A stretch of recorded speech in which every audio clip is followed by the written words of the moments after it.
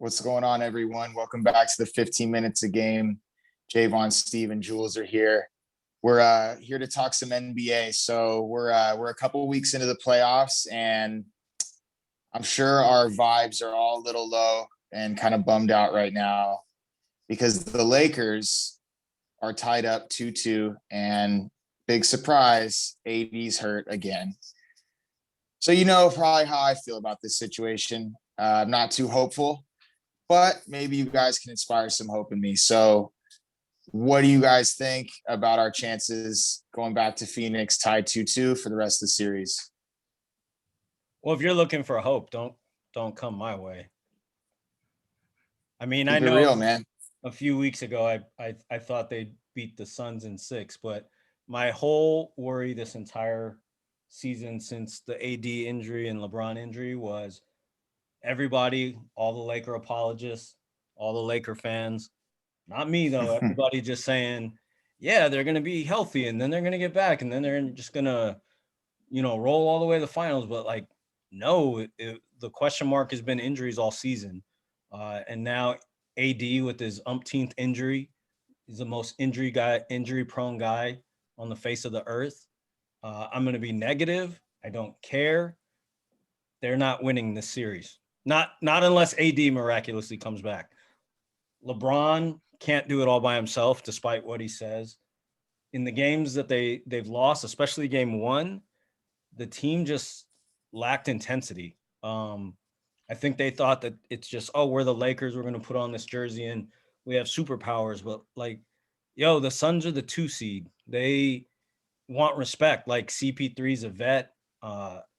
They got these young guys that are out there trying to prove themselves. And yeah, I don't see them winning game 5 without AD. If he comes back and he can finish a game, then I guess they still have a shot in the series. But the way it stands now with him injured, I don't see them getting out of the first round. So if you want positivity, I shall send you to Julian. Lakers, it's going to be tough without the man. KD is that guy. As we saw, like after game one, he put the responsibility on himself and he turned it up game two, game three. And I just think they just need that presence. Just in your head honcho guy is going to hurt them. I know CP3 is hurt, but they got Booker, they got Deion Aiden, and their role playing consistent. P is also hurt, so it's gonna be tough for the Lakers. Like it hurts me to say it, but gotta be realistic with the ball, with the game plan and everything. But I feel like the Lakers will compete. Hopefully, they could force a game 7. Like if they lose game 5, get game 6 here, force a game 7. Who knows what happens? But it's going to be a very, very tough road without the man AD. Because like Steve said, LeBron said his shoulders are built for this, but not this year, Bron. Yeah, another year older. It's showing. I mean, he can still get up off the floor.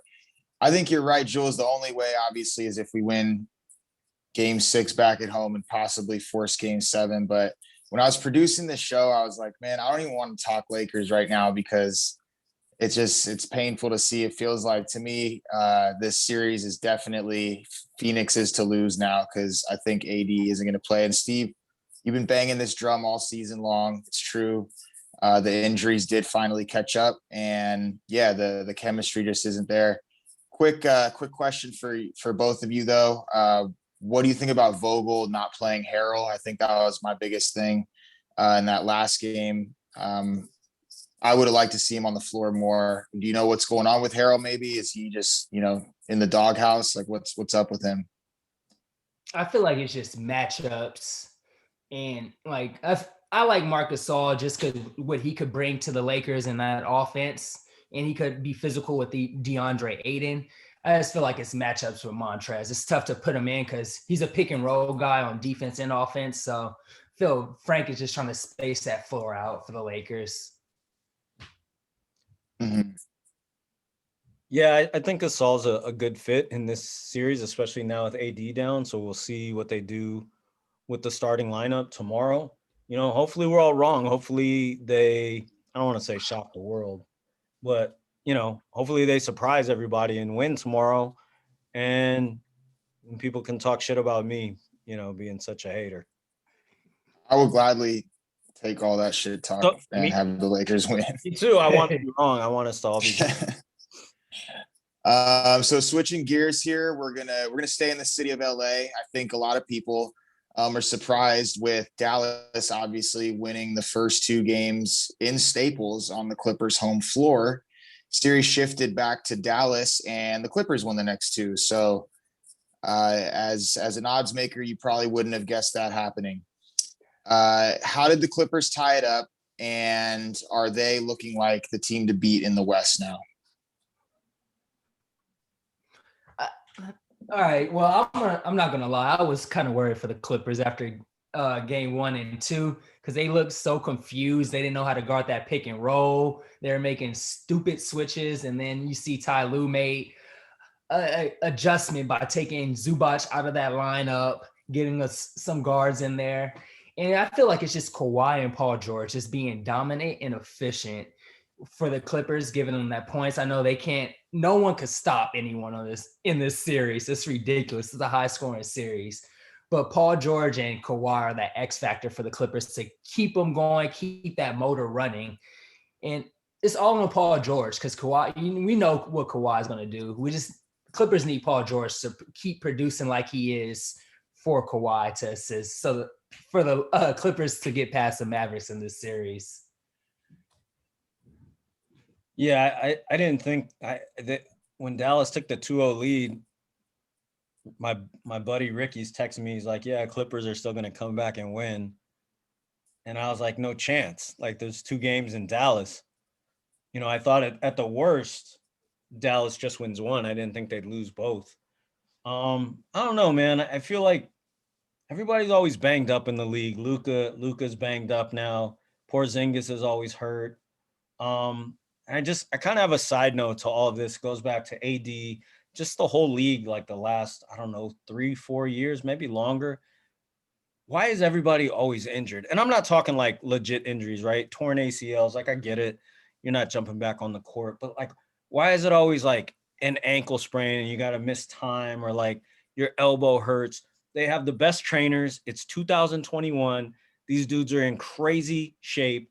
This did not happen in the 80s, 90s, early 2000s, back in the 70s when the training staff was worse. They had the treatment was worse, right? And they were not in as good of shape. And I just feel like dudes are always banged up. So I kind of feel like that's how the Clippers got back into it. And really, they're just on paper, they're supposed to be the better team. So I think they didn't want to get made fun of anymore. So they grinded it out, and I think the Clippers win this series in 7 now. Yeah, I agree. I think it's Luka's injury that led him back in the series. Who knows how serious it really is for him? But I picked Dallas coming into this series just based on the Clippers' chemistry issues and their inability to close out games. But I'm still going to stick with Dallas. I think they'll get things back together. So no, I don't think the Clippers are a team to beat in the West. And I still like Dallas to come back and get this dub in game 5 and then close it out in game 6. So we'll see what happens. Switching over to the East Coast, the Eastern Conference, Brooklyn, man, they look unstoppable. Are the Nets unstoppable? Are you buying or selling that? We got just under 6 minutes left, so I'll go here. I'll try and be quick. I don't think they're unstoppable. I think that, they already lost to the Celtics once, right? Mm-hmm. So it kind of proves they're not unstoppable. And to go back off that last question, I'll just tell you, I have the Bucks over the Jazz in the finals. So I think the Bucks are going to beat the Nets in 7 games. I think that's going to be a crazy series. But I don't think they're unstoppable. Maybe it's just I can't stand half the guys on that team, so I don't want to root for them. So it's my quick answer. No rhyme or reason. I agree. I don't think. I feel like the Bucks match up well with the Nets, especially with the Drew Holiday addition. You got Chris Middleton being in his comfortable role, and then Giannis just beasting. And Brook Lopez is going to be that dominant X factor. I know DeAndre hasn't been playing in this series, but I don't think DeAndre could stop Brook because he doesn't like to go out to the 3-point line. So that size is going to hurt Brooklyn. Yeah, they can score, but so can Milwaukee. You got Bryn Forbes knocking down threes, Pat Connaughton coming. I know Dante DiVincenzo's out, but they got guy Bobby Portis. I feel Milwaukee, they got Brooklyn next series. I know Steve said 7. I go 6 because Milwaukee's about that life. Yeah, this is a trick question. I was hoping you guys were going to say yes, and then I'd come back around and pick the Bucks. But yeah, I don't think they're unstoppable, and I actually think the Bucks present a lot of problems for them matchup wise, because I think Drew Holiday just changed their whole look defensively when they added him. So I think Giannis also gives KD problems. I know you can't really. Oops. Headphone fell out. I know you can't stop really KD or just hope to limit him. I think Giannis is probably the best player in the league to try and do that. And Kyrie, I mean, yeah, that's a guy, obviously. If you've been watching how this dude's playing, man, wow. So, yep, it's going to be a great series. I'm going Bucks at 6. Riding with that as well, Jules. So we'll see what happens. You guys got any last kind of comments for that? I know we're coming down to closing time here. For your last segment, I didn't say Clippers in what? Clippers in 6.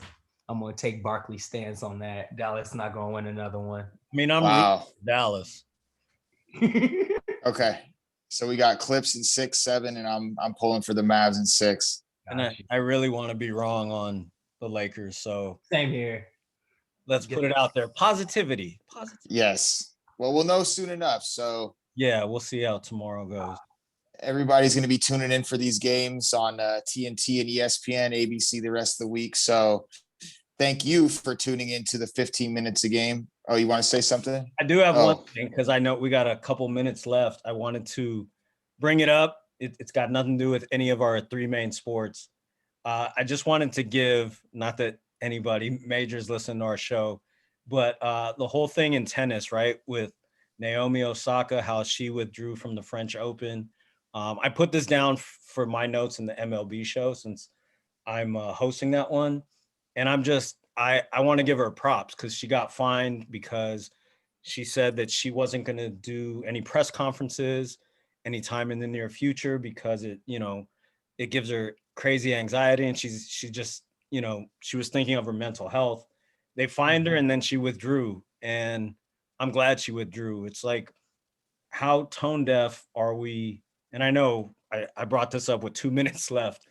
Or is tennis that they're finding somebody for needing a break from these press conferences, So I'm glad she withdrew. Like you got one of the top 2 tennis players in the world, and I'm not a big tennis buff, but I know who she is. I know all about her, and so now she's not playing because you wanted to fine her, and obviously it wasn't about the money. She's got plenty of money. It was the principle.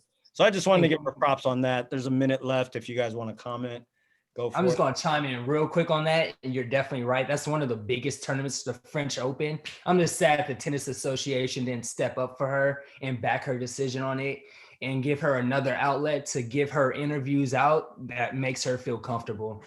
Because she is the moneymaker for the Tennis Association. In France, come on, people want to see that. They got to come up with a better plan. Anyway, I just wanted to bring that up. There's 40 seconds left. I'll let you close. Oh, definitely. Yeah. It's important to talk about mental health. Obviously, everybody went through something over the past 18 months with COVID. So definitely want to bring some attention to that. And thanks for tuning in, everyone. Check us out on Apple Podcasts. We're also on YouTube and most socials as well. So appreciate you listening. We'll see you next time.